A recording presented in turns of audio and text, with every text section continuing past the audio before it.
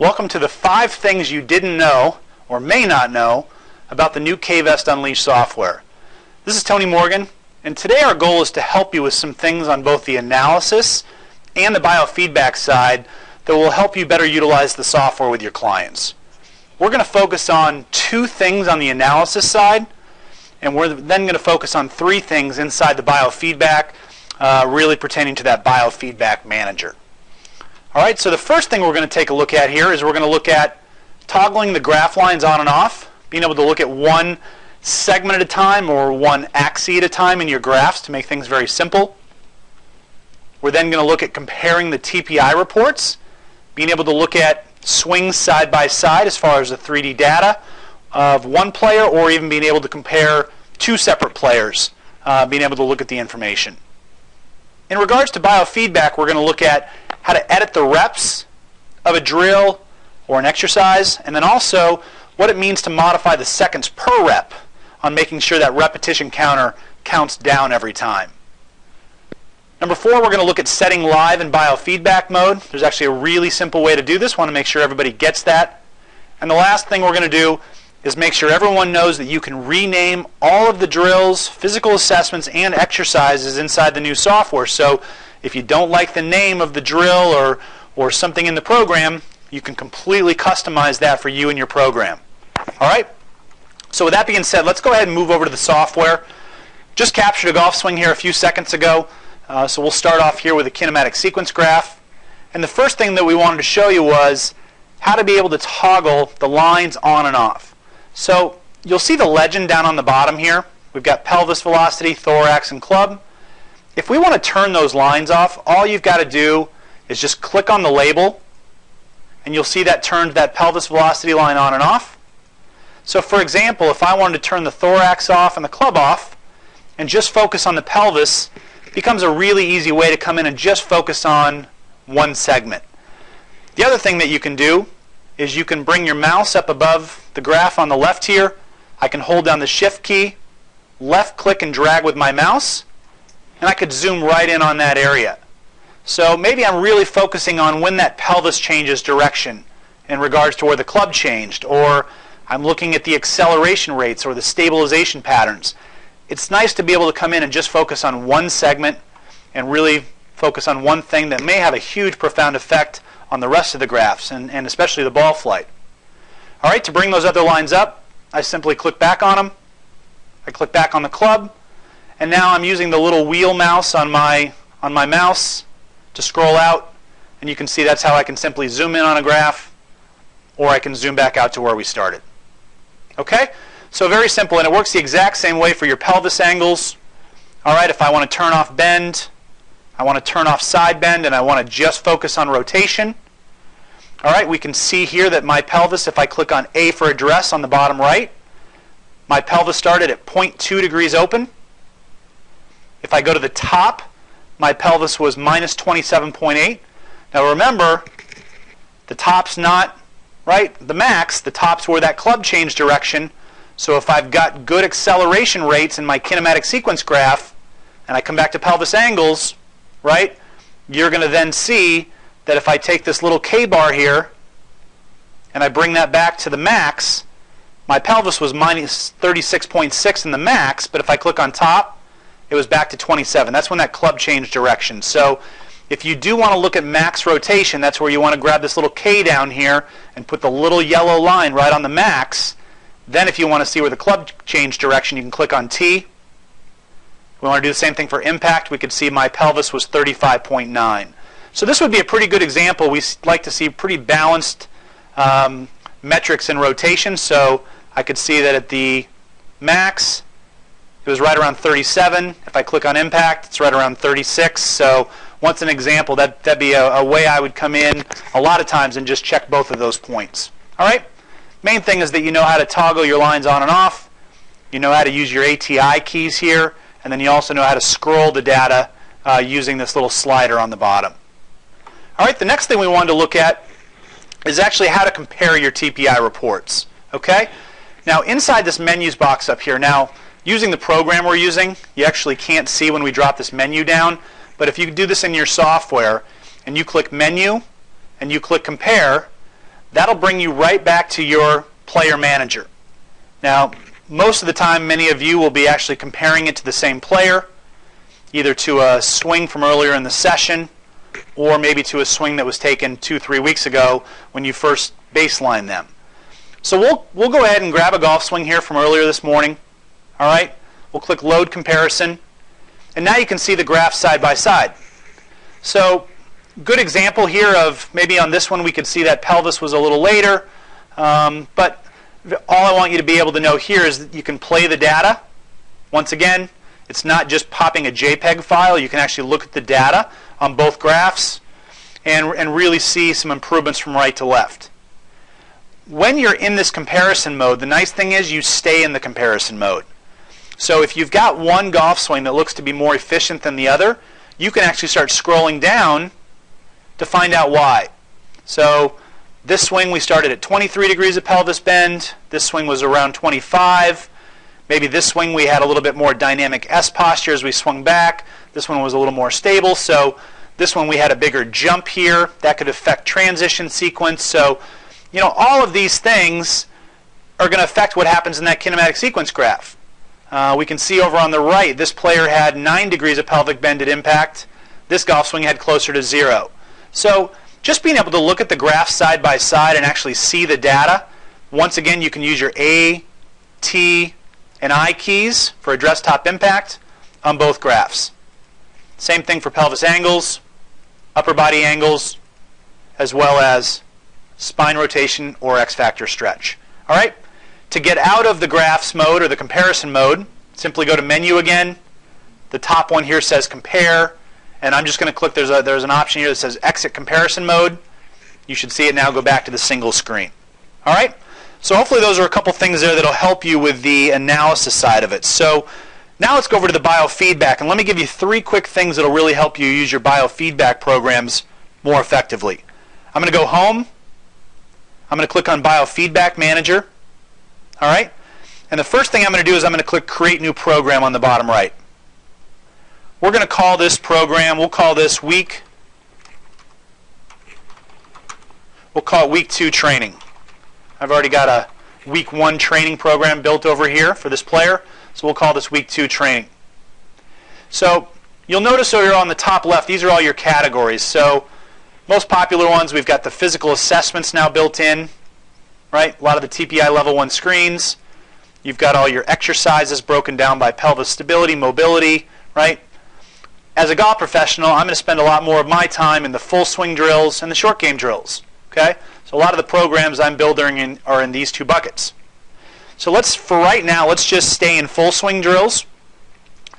I've got all my subcategories down below. Address. There's all the drills. Top. Transition.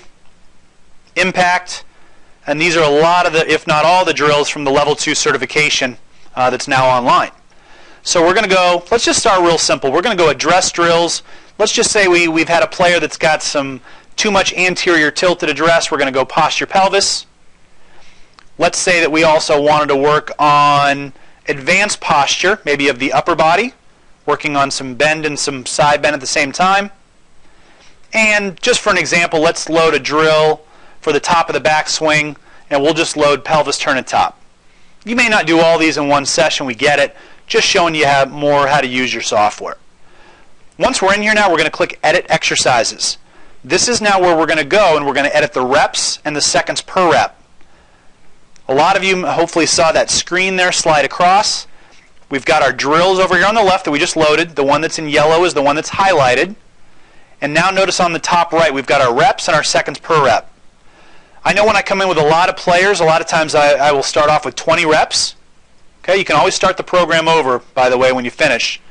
But 20 reps, I just want to show you that you can change this. You can also highlight the number if you don't want to type. You can just come in here and type 30. All right? And you can do that pretty quick. So seconds per rep. What's this do? Seconds per rep is how long the player has to stay within the range for the rep to count down.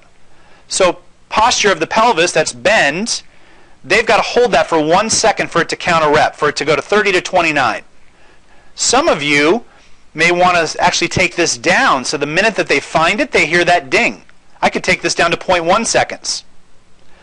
Some of you on the fitness medical side may want to do more of stability holds. You may actually want to take this up to 5 seconds and get it literally to the point where as they're doing their exercise, they've literally got to hold it for 5 seconds. So if they're doing a plank and they lose core stability or they drop their pelvis or into an unfunctional position, all of a sudden now they have to do it for 5 seconds in a row again. Okay? So the longer you take the seconds per rep up, the longer they have to hold it to get the rep to count down. So in my world that I live in personally, I'm typically between 0.1 seconds and 1.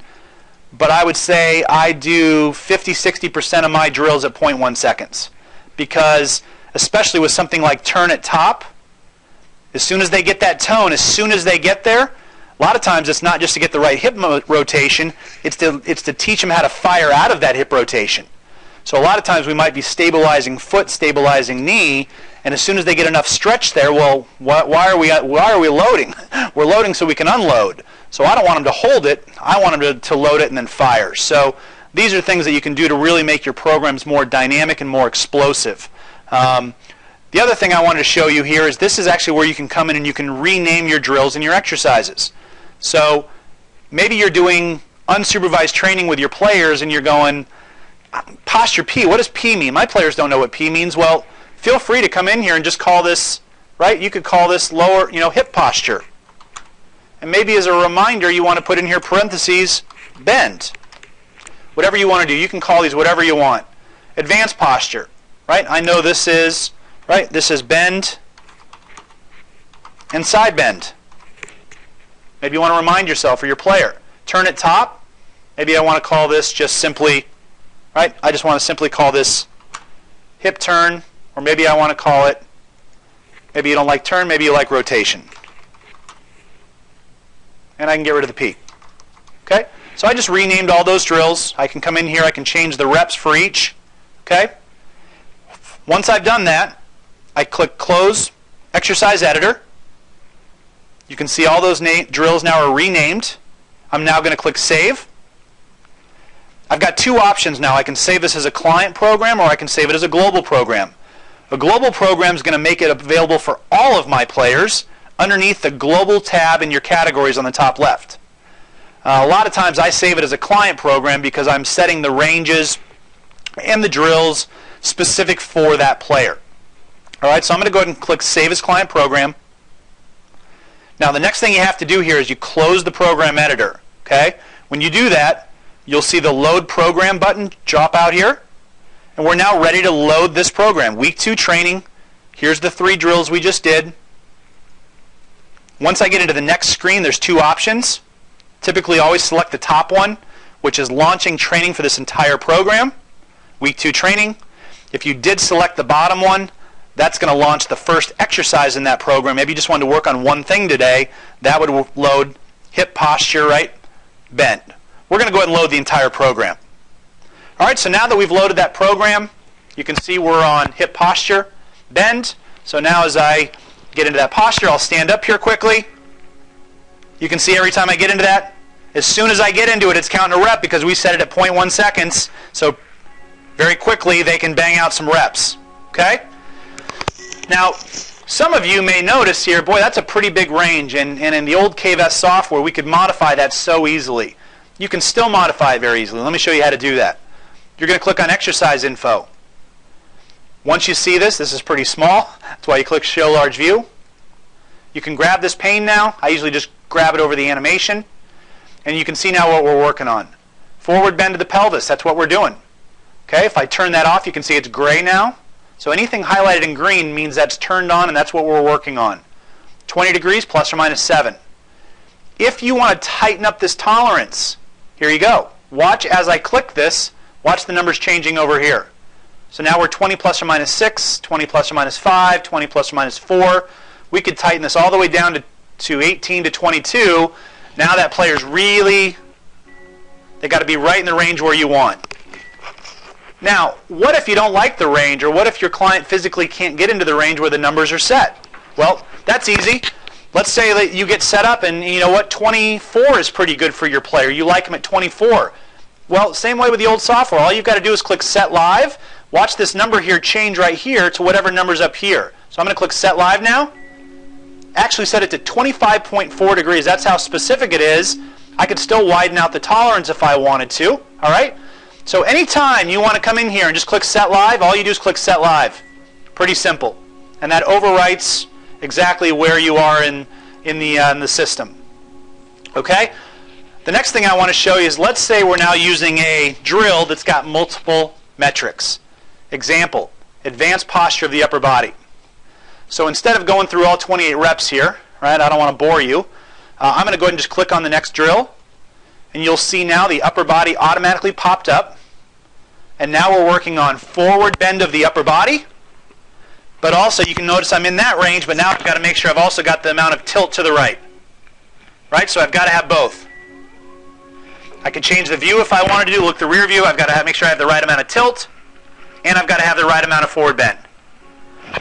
Once again, let's say your player gets up and you want to have a little more forward bend than the software says. Okay, so I'm in the bend range right now, but I've got too much side bend. But let's say you like that. All I do is I click Show Large View. I bring this up. We've got multiple metrics on now. So instead of clicking live each one of these individually, all you do is you come down to the bottom button, click Set Guide Live. That's going to set the entire guide live. Here we go. And now that just updated both numbers. So remember, you don't have to set live individually here. These are both turned on because they're green. If you want to update everything, all you do is you click Set Guide Live, and now you're good to go. So now every time I get set up and I get into that range, okay, and I do that right, that's going to count down a rep.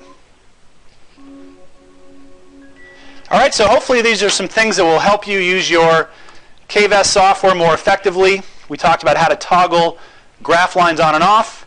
We talked about how to compare TPI reports, how to edit reps and seconds per rep in your training programs, how to easily set live, and also how to customize the drills and exercises with names that are more specific to your program. As always, we truly appreciate your feedback. Anything that we can do to make the experience better, please send me an email personally. My email is tmorgan@k-vest.com, and we get your feedback right over to our development team, and that's how this product continues to expand and continues to get better, is really with all of your feedback. So we appreciate all your support and look forward to supporting your business programs in 2014.